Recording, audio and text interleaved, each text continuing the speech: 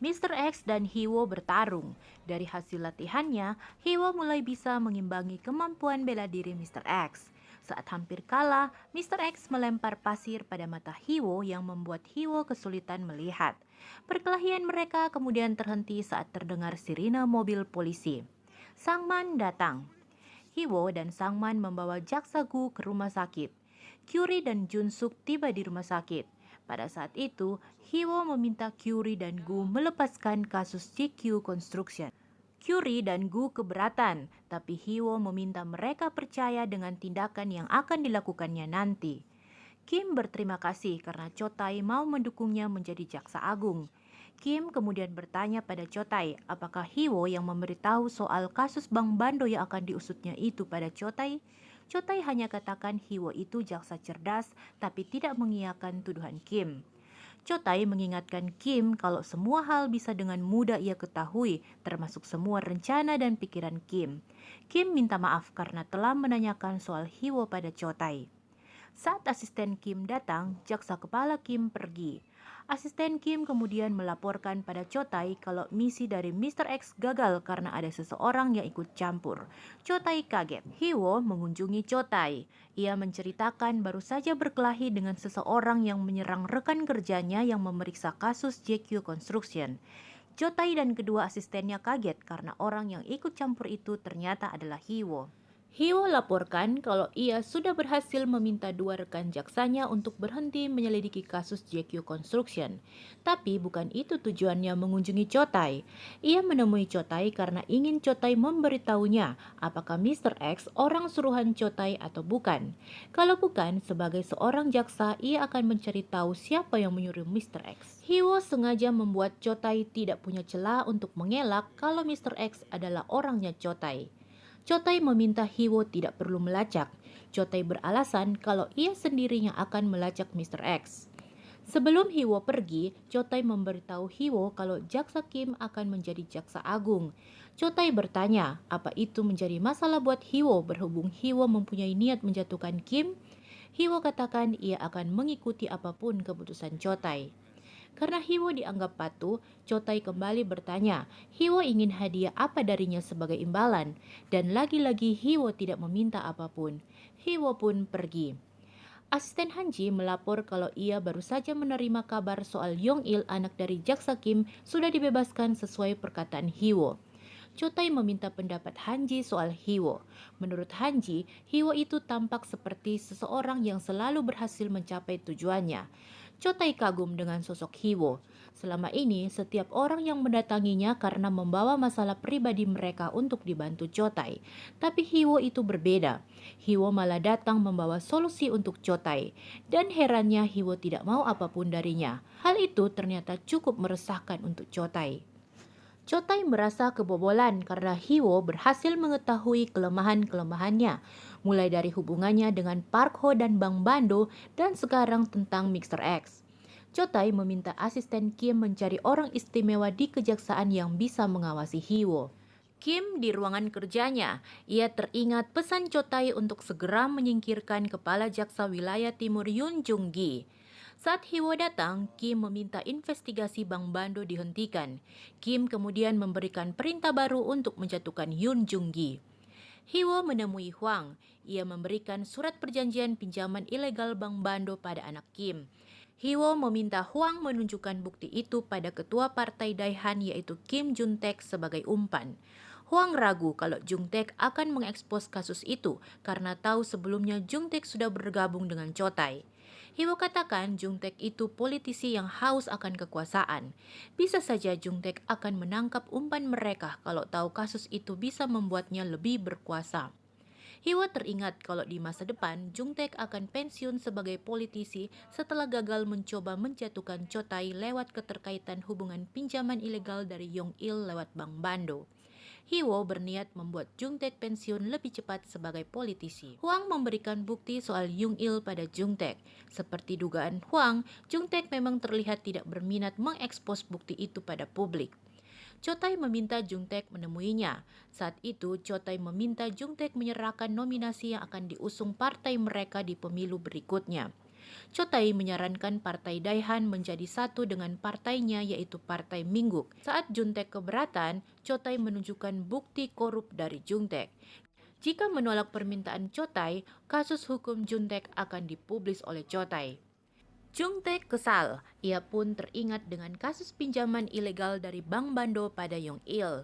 Jungtae menemui Yoon Jung Gi dan meminta jaksa kepala itu mengusut kasus Yong Il dengan imbalan Partai Daihan akan mendukung Jung Gi menjadi jaksa agung. Jung Gi menerimanya. Ajudan Park datang melapor pada HIA kalau orang-orang dari bagian pajak sedang mengusut Junha elektronik yang menjadi area dari Yung Jun. Hia pun tahu itu strategi Cho Tae untuk membuat kakaknya makin patuh karena bisa memberikan bantuan dengan membebaskan Yong Jun dari usutan badan pajak itu. Hia katakan ia juga akan melakukan hal yang sama, memberi sinyal pada Cho Tae kalau Chun Ha tidak mudah untuk dijatuhkan. Hiwo dan Sangman berdiskusi soal saham yang sudah mereka dapatkan dari JQ Construction.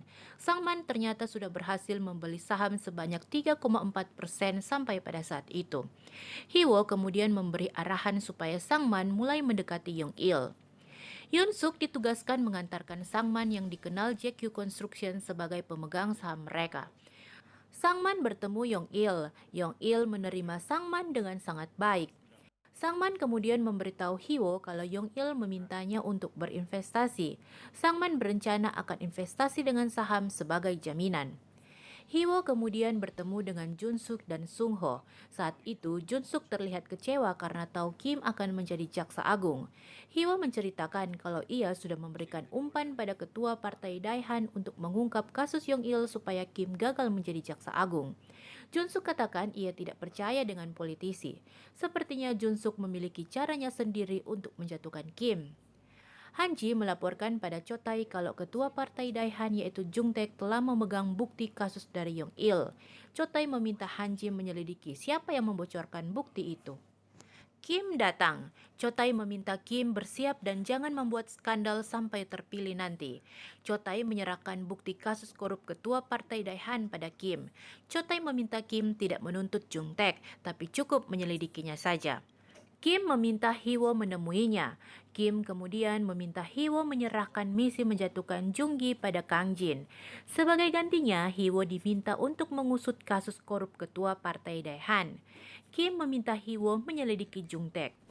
Hiwo menemui Huang. Saat itu juga, Hiwo meminta Huang menjadi ketua partai Daihan menggantikan Jung Taek. Huang menolak. Hiwo kemudian menunjukkan bukti kasus korup dari Jung Taek. Hiwo tegaskan sosok Jung Taek tidak pantas menjadi ketua partai Daihan dengan menunjukkan bukti kasus korup dari Jung Taek itu.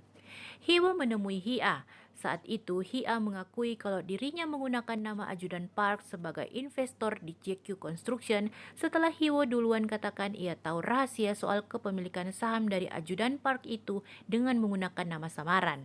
Hiwo mengingatkan Hia kalau Cho Tae juga bisa saja tahu dan itu akan membahayakan Hia. Hia tidak takut, ia akan terus maju. Hia katakan ia akan berinvestasi uang dengan lebih banyak lagi lewat Sangman. Sangman menunjukkan kontrak investasi antara dirinya dengan Yong Il. Yong Il ingin meminjam uang dengan lebih banyak lagi. Hiwo kemudian meminta Sangman memberikan pinjaman uang sesuai keinginan Yong Il dengan bantuan uang dari Hia. Huang menemui Jung Taek. Jung Taek meminta Huang mengungkap kasus pinjaman ilegal Yong Il pada publik, sementara ia akan berpura-pura mematuhi Cho Tae untuk memberikan daftar nominasi anggota dewan dari Partai Daihan. Setelah menemui Cho Tae, Jung Taek menghubungi Yoon Gi untuk bersiap mengekspos kasus JQ Construction. Lee di parkiran. Ia kemudian dihentikan oleh seseorang di sana. Hiwo makan malam bersama Jun Suk dan Sung Ho. Hiwo mengingatkan kalau besok adalah jadwal sidang Kim untuk menjadi calon jaksa agung. Saat itu Jun Suk nampak banyak diam. Para jaksa memberikan penghormatan sebagai ucapan perpisahan pada jaksa Kim yang sebentar lagi akan diangkat menjadi jaksa agung. Saat itu Lee melihat Hiwo dengan tatapan tidak biasa. Sidang penetapan jaksa agung dimulai. Kim mulai menjawab pertanyaan-pertanyaan. Huang nampak masih diam saja.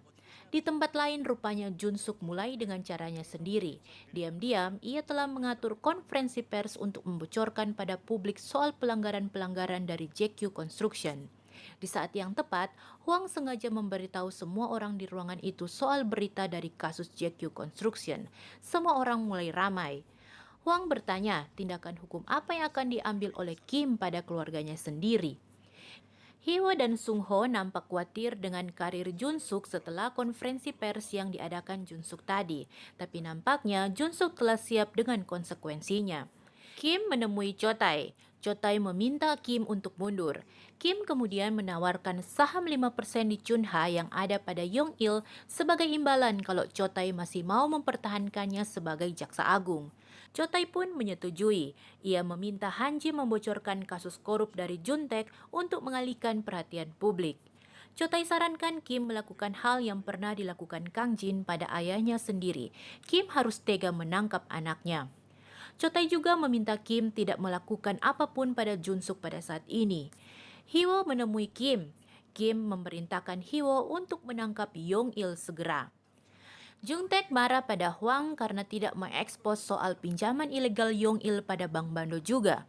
Rupanya Huang memang sengaja tidak mengeksposnya karena tahu Jungtek hanya memanfaatkan dirinya sementara Jungtek ingin melindungi dirinya sendiri supaya tidak ikut terseret.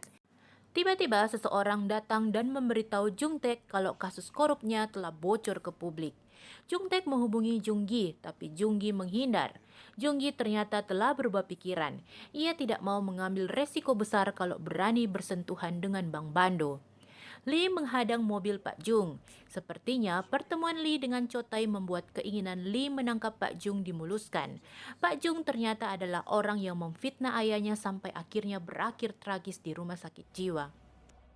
Lee dan Hyo bertemu. Saat itu, Lee jujur katakan kalau saat ini ia sudah bekerja dengan Cho Tae dan akan menjadi lawan Hyo di kemudian hari. Lee tidak lagi membenci Cho Tae karena dia tahu pada saat itu Cho Tae hanya bertindak sebagai seorang jaksa yang harus mengangkat kasus ayahnya. Target utamanya adalah Pak Jung, CEO dari Mirai Elektronik. Ambisi Lee untuk balas dendam membuat Lee akhirnya sekarang berada di pihak Cho Tae.